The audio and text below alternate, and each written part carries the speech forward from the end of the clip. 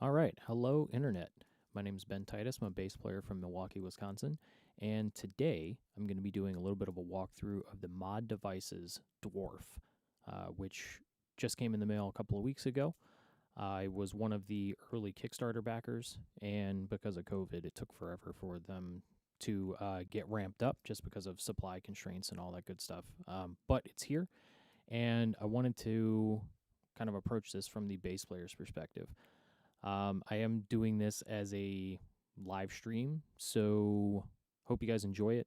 There just won't be a lot of fancy edits or anything like that. So if anything goes really right or really wrong, you're going to see it right away, no edits. First things first, let's take a look at the unit. So this is the MOD Dwarf. It is, just for reference, like just for my hand, that's how big it is, or small it is.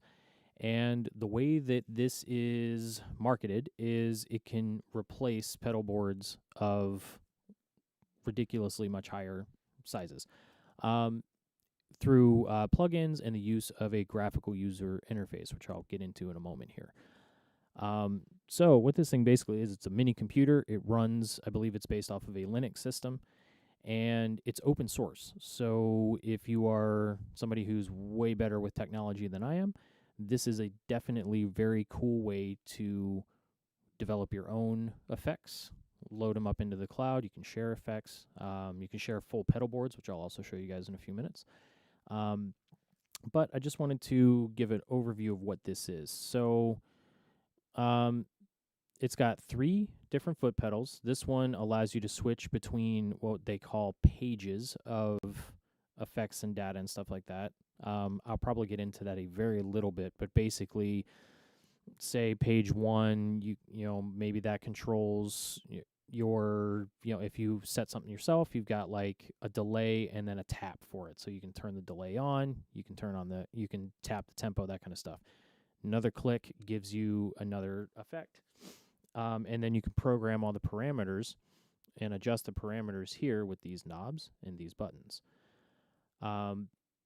In terms of just kind of what a basic menu looks like. So you've got controls for your audio inputs, audio outputs, headphone output. This will sync up settings with the GUI, which I'll go over in a moment. You've got different MIDI things happening here. You can have different user profiles. I haven't dug into that very deeply yet. Display settings, that's your standard deal. Behavior settings, just how certain buttons, whether they are latching or momentary or stuff like that. Different appearance settings. Different things in the menus, which you can go into, basically adjust what can be adjusted when. Bluetooth. This is quite cool.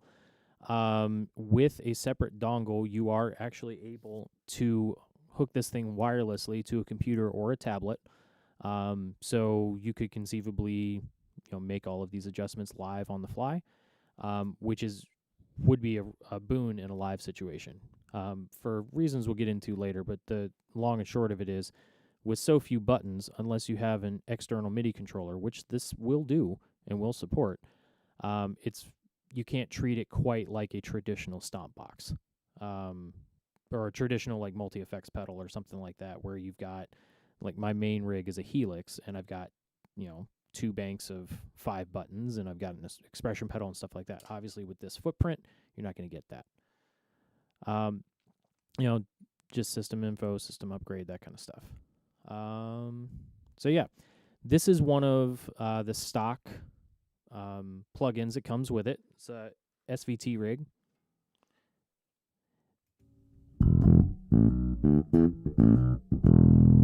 And that's just a dry bass run through it at this point. Everything right now is run through a Studio Live AR12 USB board, PreSonus into OBS and streamed out. So there's no amps, anything like that. I just wanted to give the driest sound I possibly could. And you can see in this stock patch, you've got a couple of different things plugged in. You got a compressor, which you can turn on and off here, and then here is where you can adjust the different parameters. You can have 3 different shots of what you can adjust here. So that's a compressor, basic EQ, And then you can actually set this to where you can select different cabinets and things like that.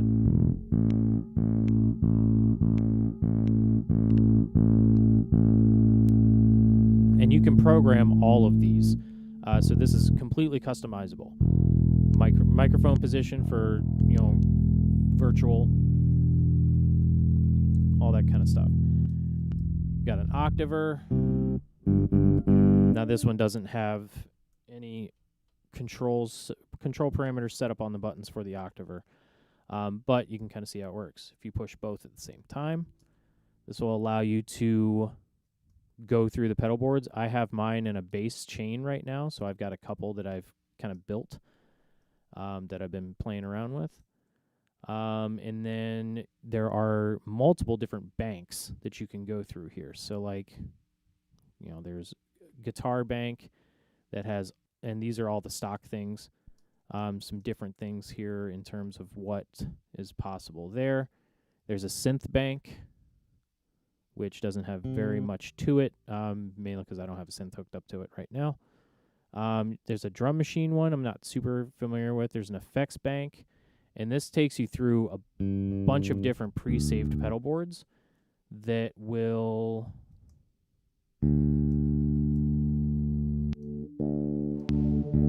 take you through some different presets and things like that. And so again, these are all just different presets. You can go through and really mess around with a lot of this stuff. And then the snapshots take what you have in your effects and let you set different settings for each of them, which I'm going to show you in a moment. Now, the one thing with this that it can be a little bit tricky is the fact that, at least for mine, my unit's very noisy on its own. Right now, it's pretty quiet because I don't have it hooked into the computer yet, and I have a ground bypass plug adapter on the end of the power supply. This thing does have a very high floor level, or noise floor level. I've been in contact with the mod folks. They're working on a software fix for it, but they recommend things like balanced cables and different ground lifts. Make sure all of your stuff is plugged into the same circuit. But when it's plugged into the computer, it will also add some background noise. So, for instance, I just plugged the USB in, and that's where we are in terms of the noise floor, and I've made no adjustment. But at this point, what would be the best next step is to show you what the graphical user interface looks like. I do not know if it is this noisy when you're dealing with, or when you're working with the Bluetooth setup. That I can't tell you. Now, sometimes, and again, this is a pretty new product. It just got out of beta testing, so there are obviously some bugs that are being found. One of the bugs that seems to be a thing is that sometimes to get it to resync, you have to unplug it and replug it back in.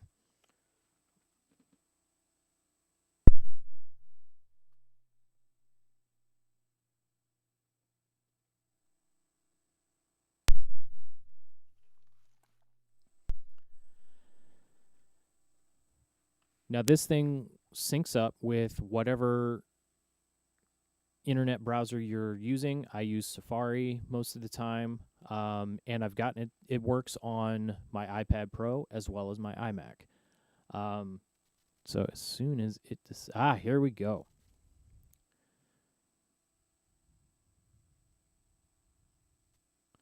So this is the graphical user interface I was talking about.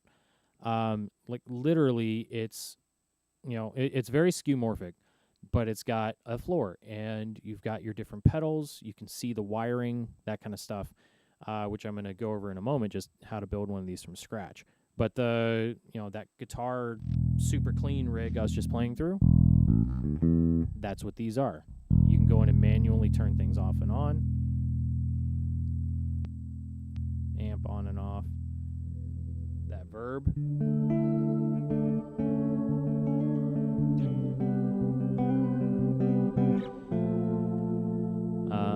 Whatever this thing is.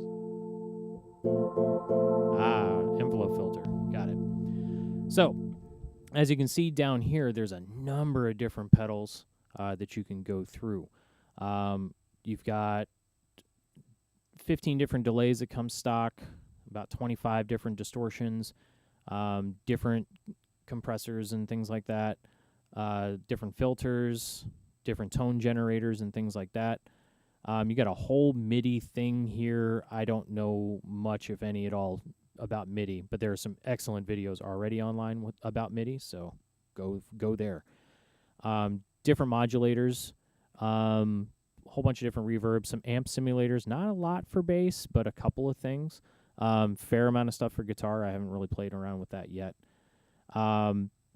There are mono and stereo effects. You can see over here that you've got an output A and an output B. There is a global setting that allows you to basically take both of those settings and combine them into one. That's what I'm using for bass. But this will run full stereo, and there's all kinds of different things that you can use stereo with this. Different spectral things, basically super crazy cool effects. And then utilities, you got some different gains, a metronome. There's a looper in here. Played with a little bit. It does work pretty well. Stereo crossfades, different things like that, different gain pedals and everything like that. So what I'm going to do is I'm going to show you what kind of the default is, and we'll kind of go from there. So as you can see, that's some of these are things that I've already made. We'll just go with a straight through. The default is basically the same thing, it's just a slightly different pedal.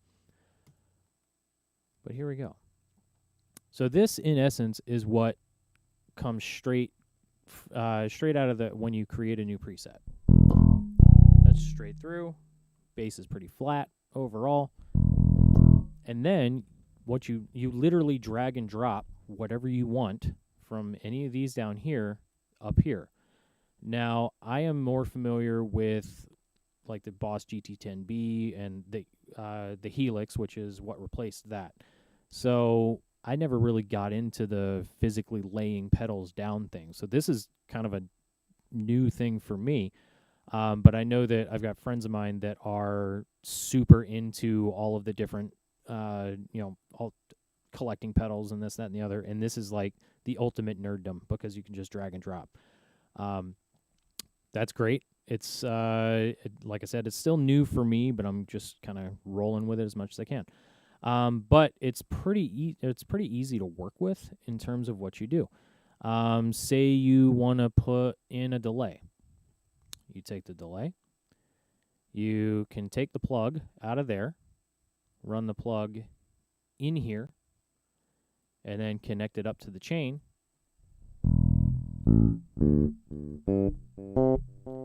And then you've got a full-on delay. Now, if you click, it'll let you zoom in. You can see all the different knobs that you can play around with here.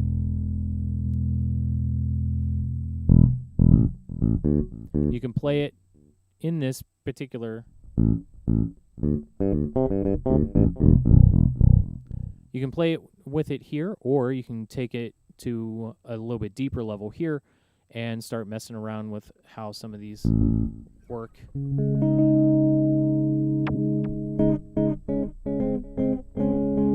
And you've got the ability to adjust kind of whatever you want. If you want to add a new effect to the chain, you just go and pick whatever strikes your fancy. So say I want a reverb. I'm just going to randomly pick one. We'll put that in. Just recable it. Now with both of those on.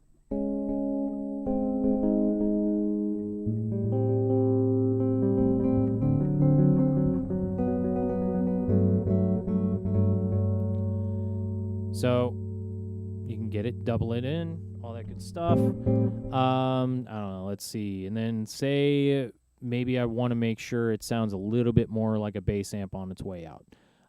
So I'll take this, which looks like a great big old Ampeg, and I can just unpatch it from here.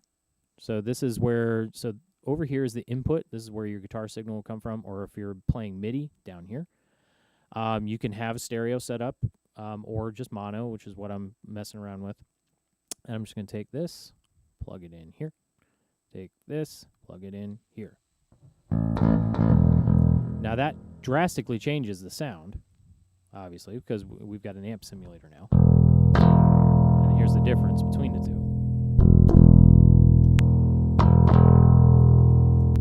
Now, to go in and make a full setting, you can come in here, you can adjust different tone stacks and things like that. And all of your different EQ. Now, these are the parameters that you can set to different things over on the mod. So, say I wanted to determine whether or not this amp effect was on or off. Okay? I can click here, map it to the device. Now, this is the pages thing I was talking about earlier. The foot switch on the farthest left of the pedal board, if you have multiple pages worth of effects or simulators or things like that, that is the button that you push to navigate between page 1, 2, 3, 4, 5, and so on. So if I wanted to have page 1 be dedicated to this amp, I can select this to be the on-off switch for that amp. This is the button B here. If I click save, that is now mapped to where I can turn this on and off with just that button. Now, since maybe I want page 1 to be my amp stuff, I can program these different wheels and buttons here to control certain things. So say I want to do, I'll just do EQ. Assign it to device. We'll do knob 1. Save. And then we'll do this to knob 2. And then we'll do treble to knob 3. Okay. So now, and I'm going to just zoom in on the close-up here. Now you've got, right in here, you've got the ability to control your bass up, down, wherever you need it. And then you can have other pages, sub-pages here worth of effects. So say that, let me go back to this one. Say that you would like to have some more control options. So maybe you want to have a gain setting. You can take that, device, sub-page 2, knob 1, done. You want to adjust your overall brightness, knob 2, save. And maybe you want to do a low cut in case you want to, in case you need to get some stage rumble out. Bam, device, knob 3, save. And then, again, if we go to the close-up, so you can see all of the 1, 2, 3, gain, bright, low cut. And then I've got a whole other page worth over here that I can mess with. So it's pretty darn cool in that regard. And then, if I really want to get fancy with it, so say that I want, let me pull up the main thing again. Say that I want my delays and my delay to be on, my reverb here, to be on a page 2. So if I go in here, click setting, set the on-off for page 2, pedal B. So what that does here on the unit itself, this turns this button into the page switcher. So this switches to where I'm able to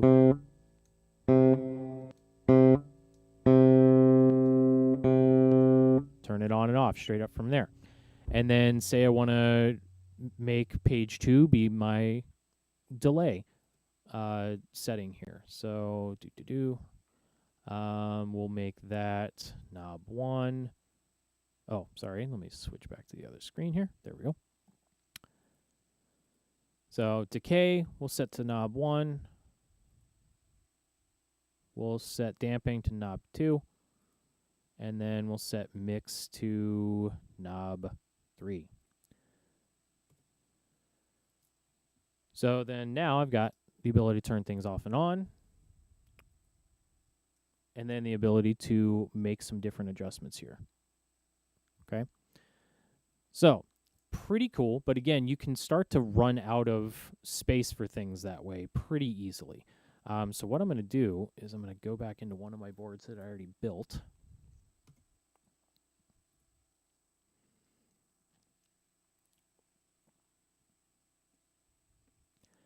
So this is just a very simple board that I made as a demo device. And what this utilizes is something called snapshots, which you can manage from the device. Unfortunately, when it's plugged into the computer, you can't do the 2-finger trick to navigate stuff. But it is possible to navigate these snapshots. So what this is it allows you to set your board with whatever on and whatever off you want, so that you can have different settings within, so that you don't have to necessarily isolate all of the different pedals to be able to turn them on and off. So if you're fine with doing presets, you can do that. So this is a straight through clean, admittedly with the amp on, so it's getting a little bit of overdrive. Then we get delay with verb, so that just turns on the delay and the reverb over here, and then overdrive turns those off, turns this back on, which for some reason it didn't turn on. So if you find yourself in a situation where you've been playing around and something's not working, just go up here, click save. Should be good to go. Now sometimes these can be a little bit glitchy, but so far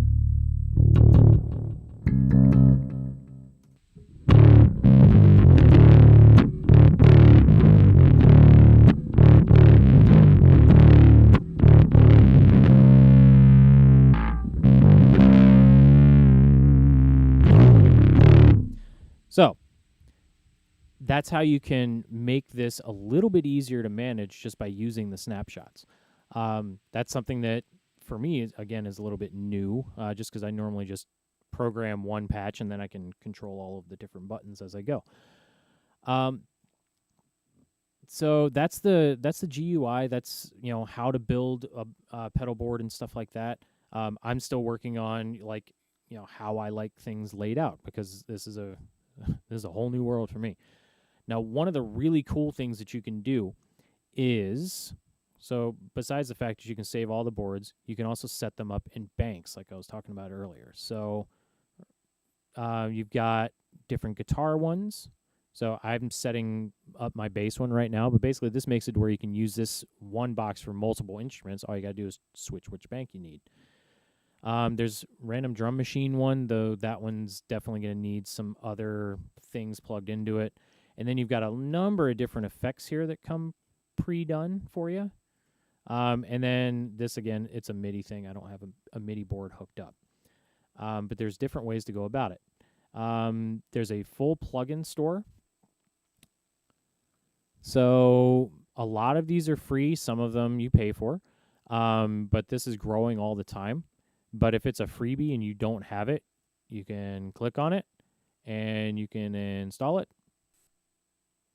And now it's in the board.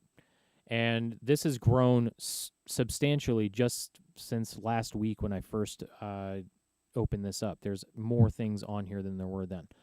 So that's pretty darn cool. Let me just click main display so the other things aren't there.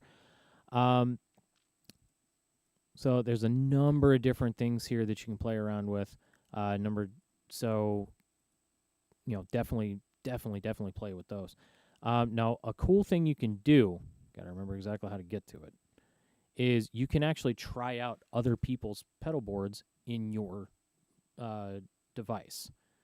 So I'm going to go back to pedal boards. I'm just going to open up just open up default. That's fine. Go ahead. All right, so that's everything. So down here, this is your tap tempo MIDI ports. This tells you how much of the computer is being used at any given time. The more effects you put in, the more that you can push it. You can cause it to kind of glitch out, so be careful with how much you put in there.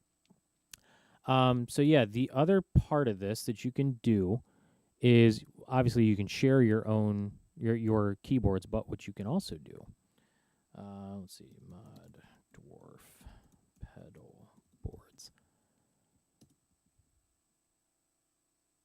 Of course, I had to.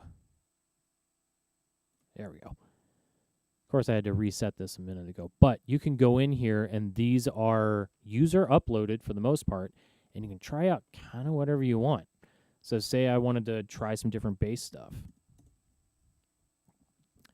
And I'll click the vid and screen just so you can see what's happening here. So there's a number of different bass rigs that are on here. I'm not even going to attempt to do that one. That just looks insane. But, you know, stuff that's simple, like just a simple bass thing. You can click try now. And then if you click back over here, it should be working.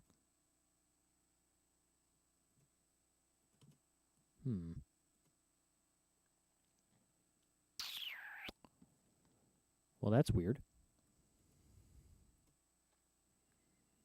All right, try now.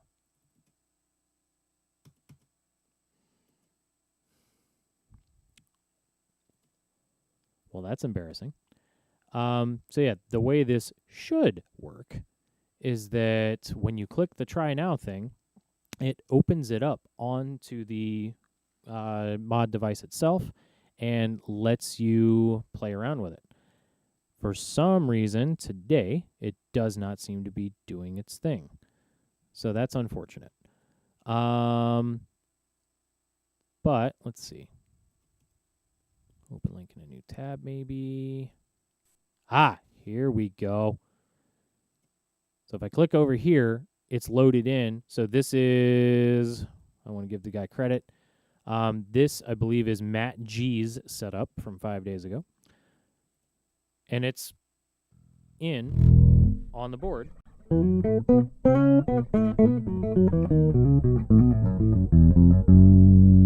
Now, I don't know what he's got set up at all, so let's take a look over here at the close-ups. So he's just got one page with choruses on and off.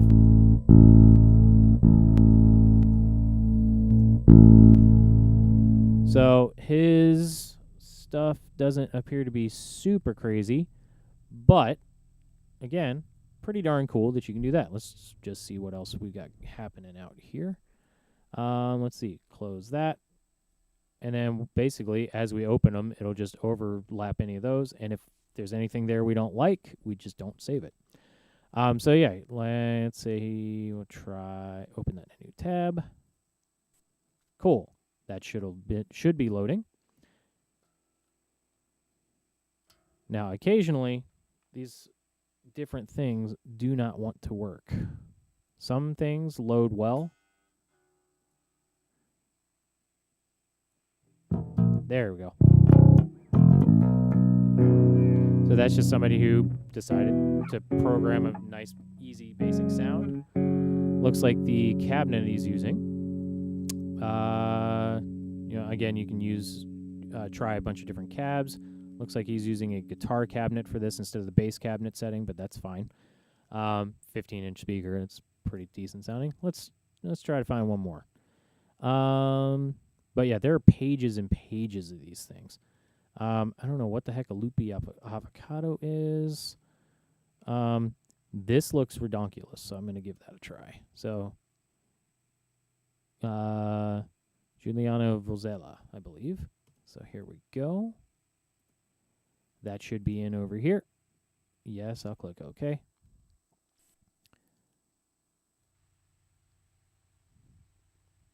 This looks like... Ooh.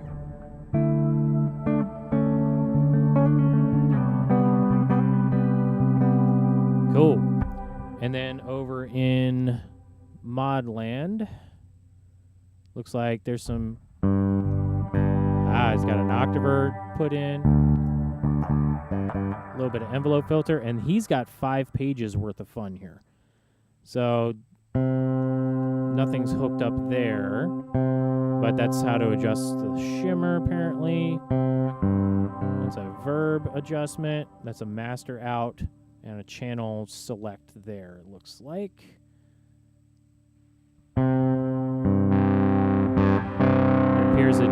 channel 2's got some drive on it. But again, these are all user uploaded and updated. So when you're within here, if you're looking for inspiration, this is a great place to go. So yeah, that there basically concludes my overall demo of this. I'm still digging into this, especially since it took a little while to solve some of those noise issues. But the more and more that I dig into this, the more and more that it seems like a really cool thing, especially as things get updated on the software front, as we're working through just finding little glitches and things like that. I'm not dead sure this is going to replace my Helix yet, but I do think that it would be a very good option for a solo show or maybe a jazz show where all I need is a little bit of gain boost here and there for soloing, maybe some, reverb just to kind of lighten some stuff up.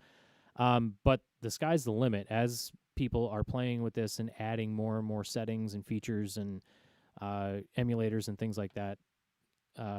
This thing could get just ridiculous. If you're using it live, at least for me, if I end up using this live, I will probably end up with a MIDI foot controller, so I can turn more things on and off more easily versus scrolling through menus.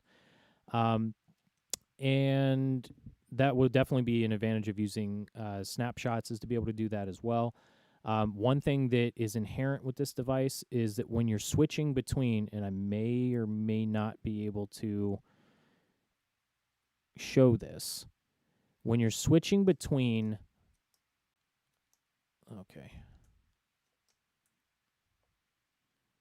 when you're switching between the different pedal boards, there can be a delay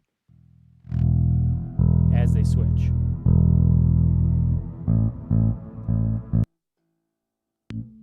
So you hear it gave you like a 2-second delay while the computer redid its thing.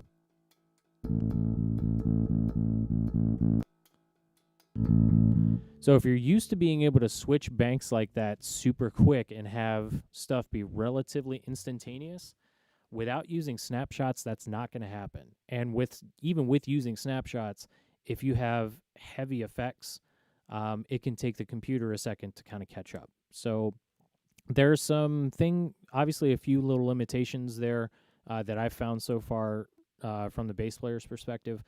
But I think that as the software is out in the wild for longer and as people are playing with it, I think that those issues are going to go away, and will be even more usable and user-friendly and stuff like that. So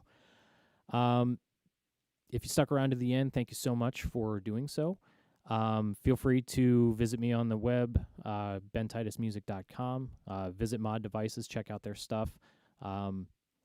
So in case you're wondering, this is a Schold bass, scholdbass.com. But yeah, the MOD Dwarf right there. Thank you guys very much.